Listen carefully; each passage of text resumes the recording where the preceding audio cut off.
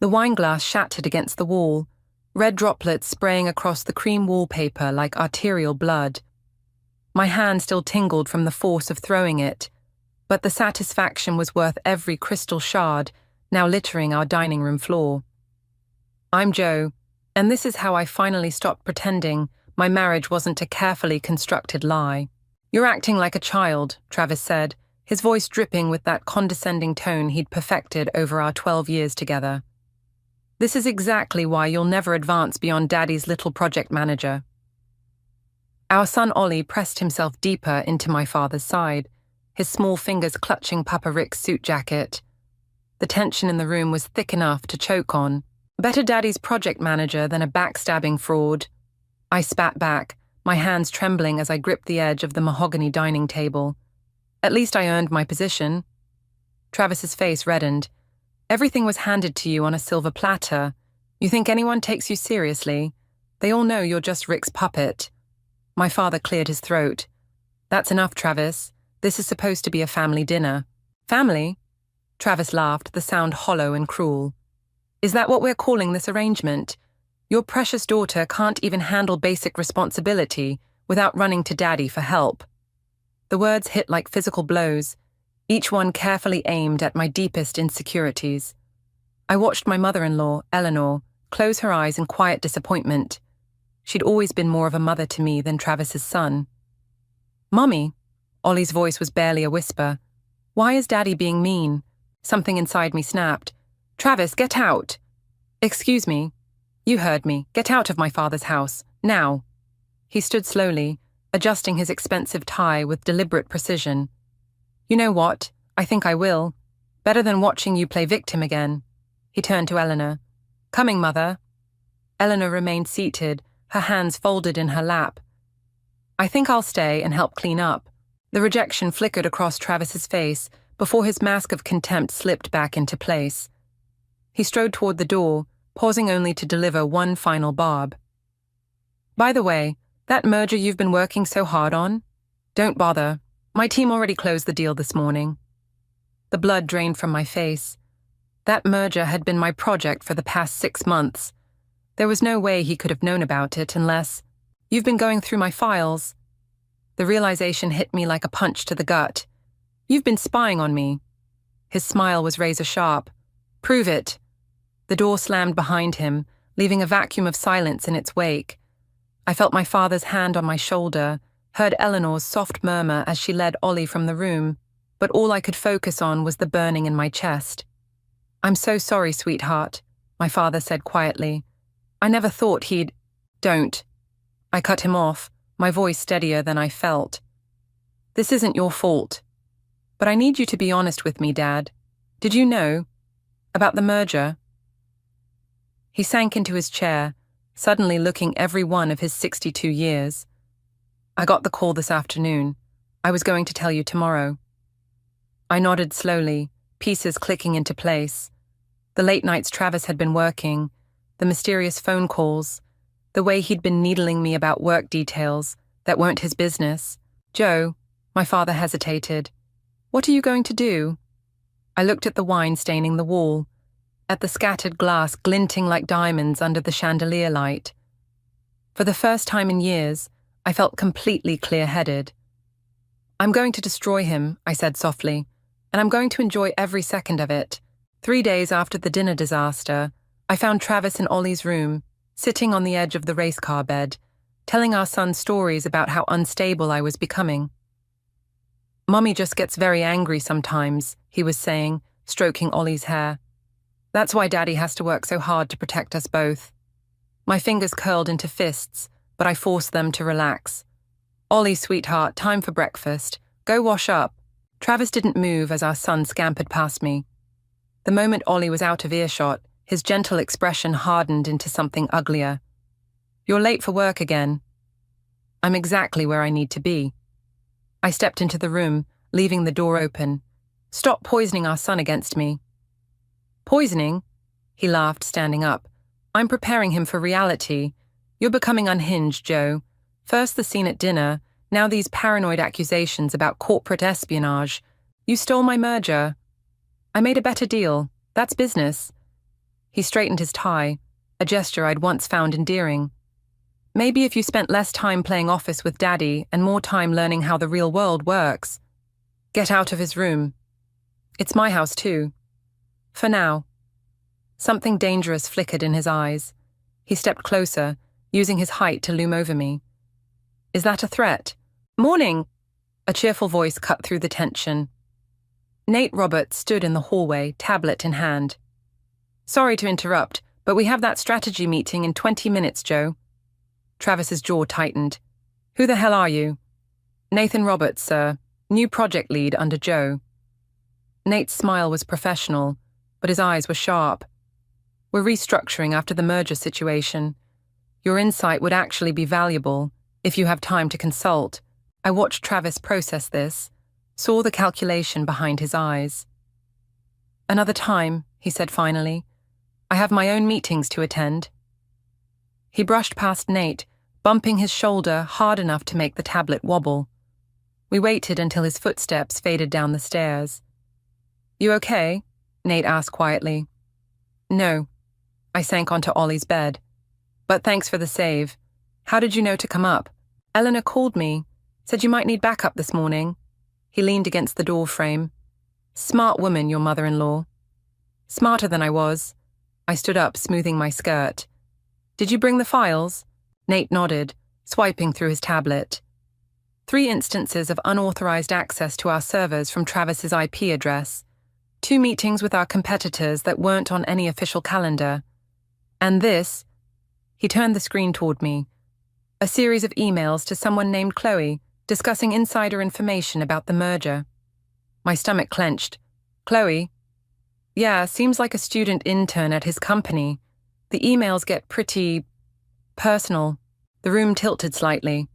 Of course there was another woman. There was always another woman with Travis. Joe? Nate's voice was gentle. We don't have to do this now. Yes, we do. I straightened my spine. Send everything to my private email. And Nate, thank you for helping with this. Hey, what are work friends for? His smile faded. Just be careful, okay? The way he looked at you just now, I know. I did know. I'd seen that look before, in the early days of our marriage when things first started going wrong. That's why we need to move fast. Downstairs, I could hear Ollie chattering about his breakfast. Travis's voice responded, all warmth and patience now that he had an audience. The perfect father, the perfect husband, the perfect lie. One more thing, Nate said as I headed for the door. Your father wants to meet, says it's important. I nodded, already mentally rearranging my day. Tell him I'll be there at lunch. And Nate, watch your back. Travis isn't going to like you being involved. Let him try something, Nate replied, his usual cheerfulness hardening into something more determined. Some things are worth the risk. I touched the door frame where Travis had marked Ollie's height every birthday, wondering how many other memories in this house were as fake as my marriage. Yes, I said quietly. They are. The coffee shop was exactly the kind of pretentious place Travis would choose. All exposed brick and overpriced lattes. I watched Chloe Turner through the window, noting how young she looked hunched over her MacBook. 19. The same age I was when I first met Travis. My phone buzzed. A text from Nate. You don't have to do this. But I did. I squared my shoulders and pushed through the door, the bell's cheerful jingle at odds with the acid in my stomach. Chloe? She looked up, confusion flickering across her face. Yes? I'm Josephine Mitchell. I sat down across from her, watching recognition dawn in her eyes. Travis's wife. The color drained from her face. I don't... Please don't lie. My voice was steadier than I felt. I've read the emails. Her laptop screen slammed shut. He told me you were separated. Of course he did. I pulled out my phone, found a recent picture of Ollie at his kindergarten graduation. Travis's arm was around my waist, both of us beaming at the camera. This was 3 weeks ago. Tears welled in her eyes. I'm so sorry. I didn't know. He said you were cruel to him, that you were using your father's company to destroy his career. A laugh bubbled up in my throat, bitter as black coffee. Did he also tell you about accessing confidential files? About using company information to sabotage deals? That was business, she whispered. He said everyone does it. And this? I slid my phone closer, showing her a security camera still from outside her apartment building. Travis entering at 2 a.m. Is this business too? The bell jingled again. I didn't need to look up to know who it was. Travis's cologne reached me before his voice did. What the hell are you doing? I turned slowly. Having coffee with your intern. She's lovely. Very young. Chloe, leave. His command was sharp enough to make her flinch. No, I said quietly. Stay. He needs an audience for this part. Travis grabbed my arm, fingers digging in. Outside. Now. Take your hand off me. I met his gaze steadily. Or I'll send these photos to your mother right now. His grip loosened, but his eyes burned with familiar rage. You're making a scene. No, you did that when you decided to fuck a teenager. Chloe made a small wounded sound. Other customers were staring now, phones discreetly raised. You want to do this here? Travis's voice dropped dangerously low. Fine. Tell everyone how you drove me to it. How you chose Daddy's company over your marriage. How you... Travis Mitchell. A man in a sharp suit approached our table. I'm Daniel Cooper, from the Securities and Exchange Commission. We'd like to ask you some questions about recent trading activities. The blood drained from Travis's face. What? Your wife's company filed some interesting documentation this morning. The man smiled thinly. Shall we discuss this somewhere more private? I stood, gathering my purse. I'll leave you to it. Oh, and Travis, Ollie's staying with my father tonight. Don't bother coming home. You vindictive bitch, he snarled. You really think you can... I already have. I turned to Chloe, who sat frozen in horror. He deletes his texts every night at 11, changes his email password weekly, and he'll never admit to anyone that he's wrong. I softened my voice. You deserve better than being someone's secret. Outside, the autumn air felt clean in my lungs. Nate was waiting by my car, concern etched on his face. You okay? I watched through the window as Travis gestured angrily at the SEC agent, his perfect facade crumbling. I will be. Your father's worried. Says you're taking too many risks. Tell him the risk was staying silent. I unlocked the car, then paused. Nate, thank you for helping me find the trading records. He shrugged. Some men need to learn they can't take whatever they want. Through the window, I saw Chloe gather her things and hurry out, tears streaming down her face. Part of me wanted to comfort her, but a larger part recognized that some lessons have to be learned alone. Come on, I said to Nate. We have a company to rebuild. The SEC investigation hit the news cycles faster than I expected. I watched my father's face as he read the headlines scrolling across his office monitor. Tech executive under investigation for industrial espionage.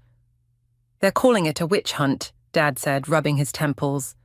Travis's company is claiming we fabricated evidence to destroy their reputation. I traced the rim of my coffee cup, now cold and untouched. We both know that's not true. Truth isn't always enough, Joe.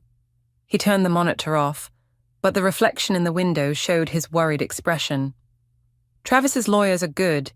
They're painting you as a vindictive wife using Daddy's influence for revenge. Let them. The words came out sharper than intended. We have proof. We have complications. He slid a folder across his desk. Travis filed for emergency custody of Ollie this morning. The room tilted. I grabbed the edge of the desk, steadying myself. He what? Claims you're unstable, using company resources for personal vendettas, creating a hostile environment for Ollie. Dad's voice softened. There's more. Eleanor came to see me earlier. Of course she had. I'd been avoiding her calls since the coffee shop confrontation. What did she want? To warn us. Apparently, Travis has been recording your conversations. building a case for months. The coffee cup slipped from my fingers, shattering on the floor. Dark liquid spread across the carpet like blood. A knock at the door made us both jump. Nate stood there, his usually cheerful face grim. "Sorry to interrupt, but you need to see this." He held up his phone.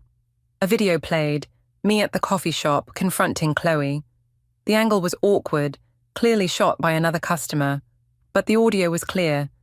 "Tell everyone how you drove me to it." "It's trending," Nate said quietly. "Travis's PR team is spinning it as workplace harassment. They're saying you targeted a young intern to discredit their company." I watched myself on the tiny screen, saw how my controlled anger could be interpreted as threatening, saw how easily the truth could be twisted. "Joe," my father's voice cut through the rising panic, "whatever you're thinking, I need to see Ollie." I grabbed my purse, already moving toward the door. "He gets scared when his routine changes.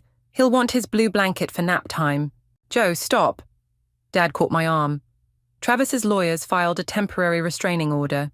You can't go near the house." The world narrowed to a single point of pain. "He's my son."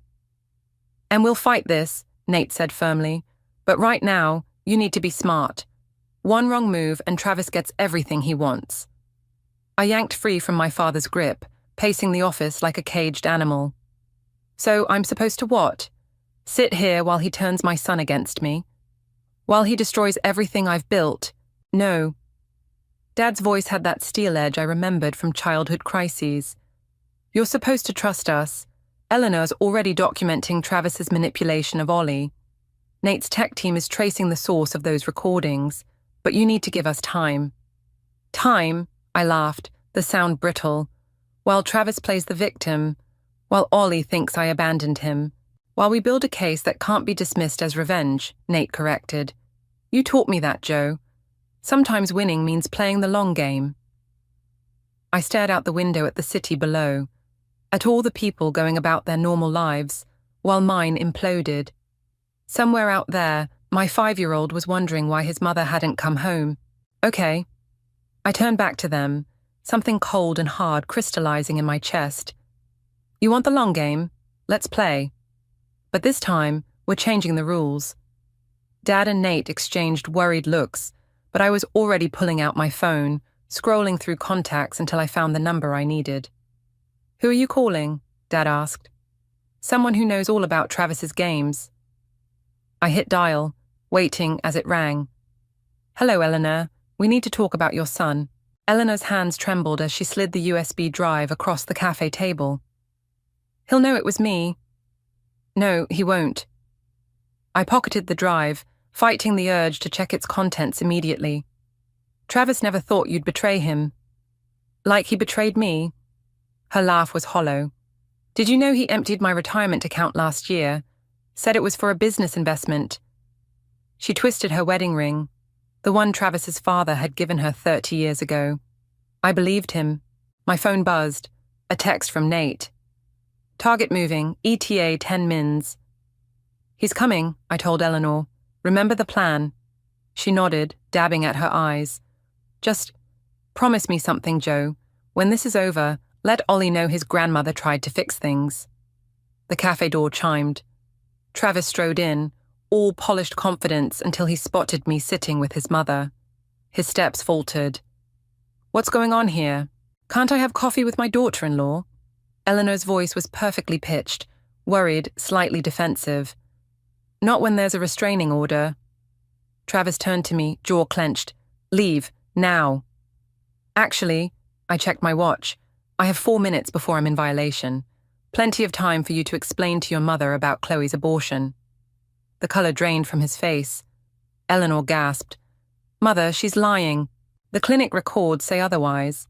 I stood slowly. "Along with the wire transfers from your mother's retirement account. Tell me, Travis, does your PR team have a spin for that?" His hand shot out, grabbing my wrist. "You vindictive." "Travis Mitchell?" A woman in a sharp suit approached our table. "I'm Detective Sarah Chen. We'd like to ask you some questions about certain financial transactions." Behind her, 2 uniformed officers positioned themselves near the exits. Through the window, I saw Nate giving a thumbs up from his car. "This is harassment," Travis snarled, but his grip loosened. "No," Eleanor said quietly. "This is karma." She pulled out her phone, showing him the screen. A recording was playing, his voice clear as he detailed plans to embezzle company funds. "Mother, I'm sorry, baby." Tears rolled down her cheeks. "But I can't watch you destroy more lives." Travis lunged for the phone. The officers moved faster, catching his arms as Detective Chen read him his rights. The cafe had gone silent, phones recording everything. "You'll regret this," he spat at me as they led him away. "I'll make sure Ollie knows exactly what kind of mother you are." "No," I replied calmly. "He'll know what kind of father you are. The court-appointed guardian is reviewing your recordings right now, the ones where you coached him to lie about me." His face contorted with rage, but the officers were already escorting him out. Through the window, I watched them guide him into a patrol car, his perfect suit wrinkled, his carefully constructed world crumbling. Eleanor's sob broke the silence. I reached for her hand, but she pulled away. "I did the right thing," she whispered, more to herself than to me. "I did the right thing." My phone buzzed again. A message from Dad. "Ollie's guardian called. You can see him tomorrow." Relief made my knees weak. I sank back into my chair, the weight of the past weeks pressing down on me. "Was it worth it?" Eleanor asked suddenly. "All this pain, this destruction, was revenge worth it?" I thought about Ollie, about the look in Travis's eyes when he realized his own mother had turned against him, about the years I'd spent doubting myself. "It wasn't about revenge," I said finally.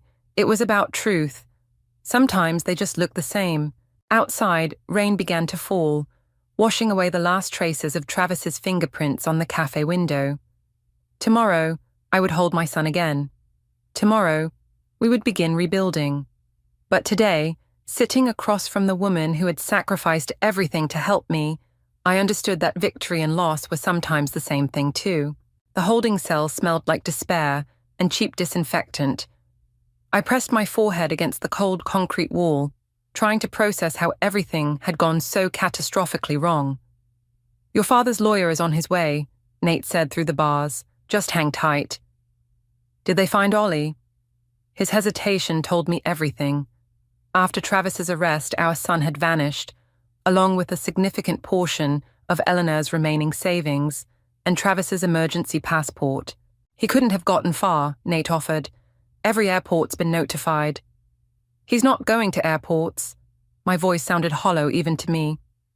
"He's punishing me, making sure I feel exactly what he felt when we took everything from him." Detective Chen appeared behind Nate, her expression grim. "Mrs. Mitchell, we need to discuss the new evidence that surfaced." They led me to an interview room where a laptop waited. The video playing showed me in Eleanor's kitchen 2 weeks ago, carefully going through Travis's personal files. "That's breaking and entering," Chen said quietly. "Combined with the harassment charges from Miss Turner and the corporate espionage allegations, those files proved he was stealing. They were obtained illegally." She closed the laptop. "Your husband's legal team is pushing for maximum charges. They're painting you as obsessed, vindictive, willing to break any law to destroy him. And Ollie, if we find him with your husband, given these circumstances," she let the implications hang in the air.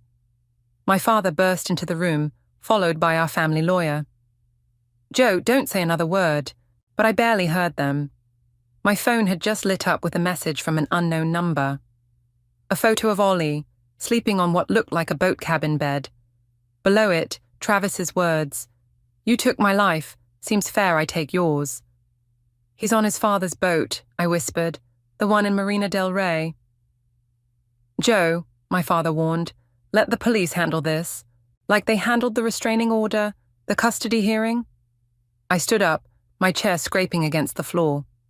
"Every time we've done things the right way, he's been 3 steps ahead." "Mrs. Mitchell," Chen interjected, "if you leave now—" "You'll what? Arrest me again?" I laughed, the sound brittle. "My son is with a man who's facing criminal charges, who's already proven he'll do anything for revenge. Every minute we wait." Nate stepped forward. I'll drive. Both of you will stay right here, my father commanded. Joe, think about what you're risking. I looked at him, really looked at him, seeing for the first time how old he'd grown during this ordeal. I'm sorry, Dad, but I stopped playing by the rules the moment he involved Ollie. The next few moments were chaos. I remember Nate creating a distraction, remember running through the station, remember the blast of cold air as I hit the parking lot. Detective Chen's shouts faded behind me as I hot-wired Travis's old car, the one thing he'd left in our garage. My phone buzzed again. Another photo. Ollie awake now, looking confused and scared. Travis's message below. Better hurry. Tide's going out. The engine roared to life. In the rearview mirror, I saw police vehicles starting to move. My father stood on the steps, phone to his ear, probably calling in every favor he had to stop me. But all I could see was Ollie's face. All I could think about was Travis's words at the cafe. I'll make sure Ollie knows exactly what kind of mother you are.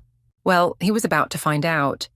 Because the woman driving through red lights, the one with police sirens wailing behind her, the one who'd finally stopped caring about consequences, that woman wasn't just a mother. She was someone with nothing left to lose. I pressed the accelerator harder, watching the speedometer climb. 3 hours until high tide. 2 hours to Marina del Rey in good traffic. And somewhere ahead, my son, and the man who thought he could take him from me. I'm coming, baby, I whispered, swerving around a slow-moving truck. Mommy's coming.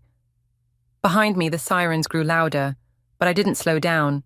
Sometimes, I realized, you have to become the very thing you're fighting against to protect what matters most. The marina's security lights cast long shadows across the empty docks. Travis's boat, the Sweet Revenge, a name that now felt like a twisted joke, rocked gently in its berth. No lights on, but I knew they were there. A mother always knows. My phone buzzed. Detective Chen. We're 5 minutes out. Do not approach the boat. I switched the phone off and moved closer, keeping to the shadows. The cabin door was ajar, inviting me in. Travis had always loved his little traps. Daddy? Ollie's voice drifted up from below deck. I want Mommy. Mommy's coming, sport. Travis's voice was gentle, the way it used to be before everything shattered. In fact, she should be here any second now. I stepped onto the boat, the deck creaking beneath my feet. No point in stealth now. You're late, Travis called up. Traffic on the 405. Where is he? Safe, which is more than I can say for your future. His laugh echoed from below. Come down. Let's talk about custody arrangements. The cabin stairs felt endless. Travis sat at the small table, Ollie curled up against him, clutching his blue blanket. My son's eyes lit up when he saw me, but Travis's arm tightened around him. Careful now, Travis warned. We wouldn't want any sudden movements to rock the boat. That's when I saw it, the small device in his free hand, wires trailing down through a hole in the floor. The boat's bilge pump controls, modified.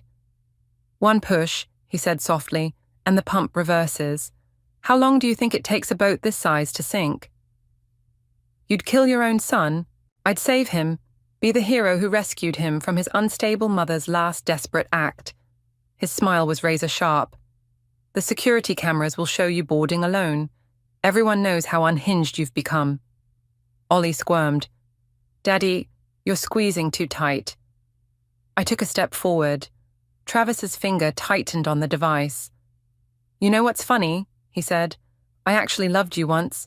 Before you became Daddy's perfect little successor, before you made me feel small in my own home. You did that yourself. Did I? Who pushed for separate bank accounts?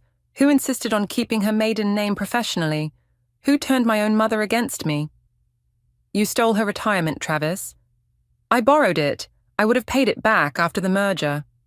His composure cracked. But you couldn't wait, could you? Had to prove you were smarter, better, more worthy. Worthy of what? The question burst out before I could stop it. What were you trying to prove? Something flickered in his eyes. Pain, maybe, or recognition. For a moment, I saw the man I'd married, drowning in his own insecurities.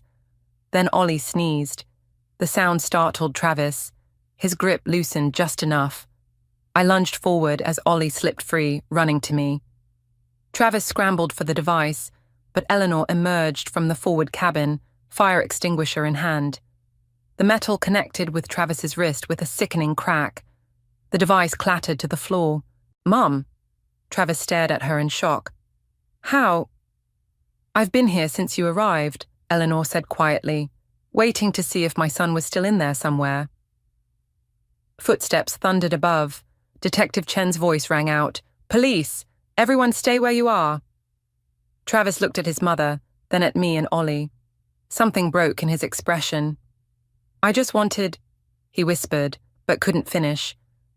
"I know," Eleanor said, and there were tears in her eyes, "but wanting isn't enough anymore." As the police led Travis away, I held Ollie close, breathing in his familiar scent. Eleanor stood at the rail, watching her son disappear into a squad car. "Was it worth it?" she asked, echo of our cafe conversation. "All this pain?" I looked at Ollie, safe in my arms, at Travis, finally facing his demons, at Eleanor, who'd lost and saved everything in one night. "Ask me tomorrow," I said softly. "Tonight I just want to take my son home." The marina lights flickered, casting new shadows across the water.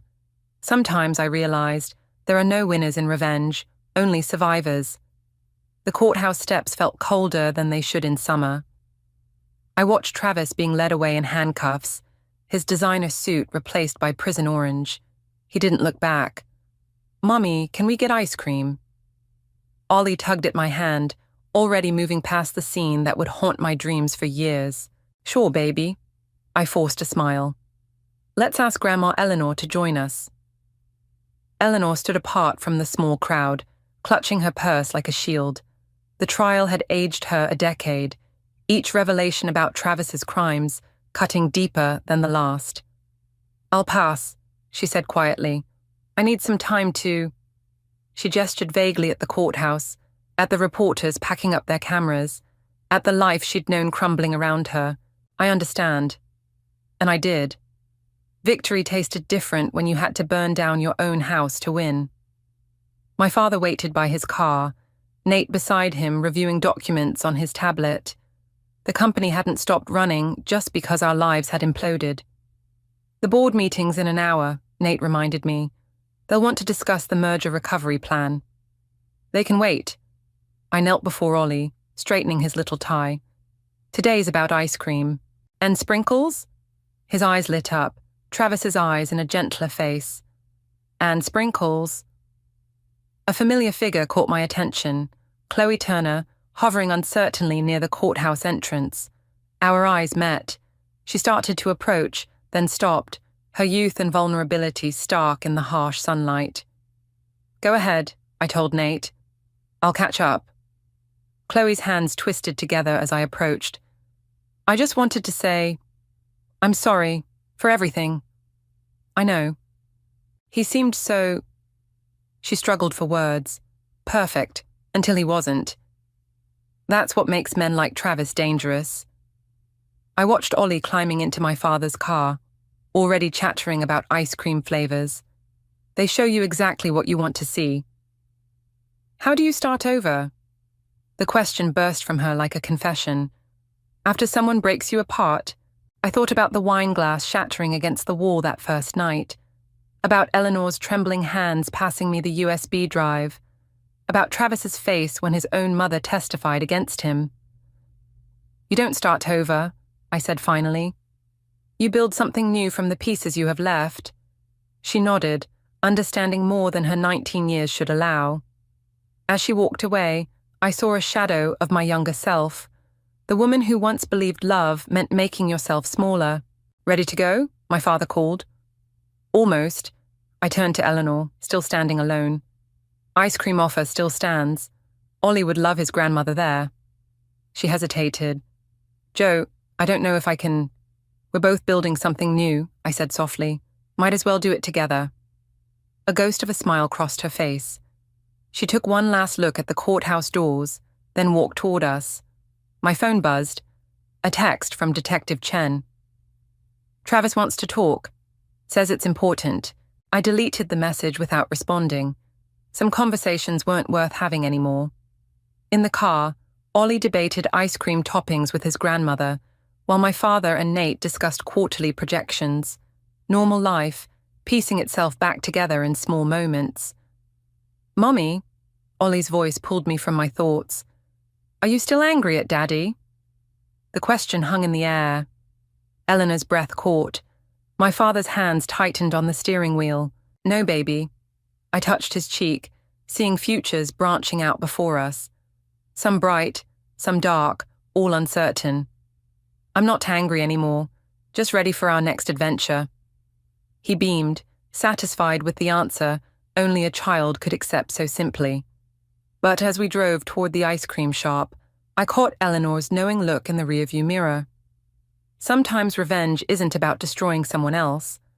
Sometimes it's about refusing to let them destroy you. Sprinkles, I decided, making Ollie giggle. Definitely sprinkles, because that's how you build something new. One small, sweet choice at a time.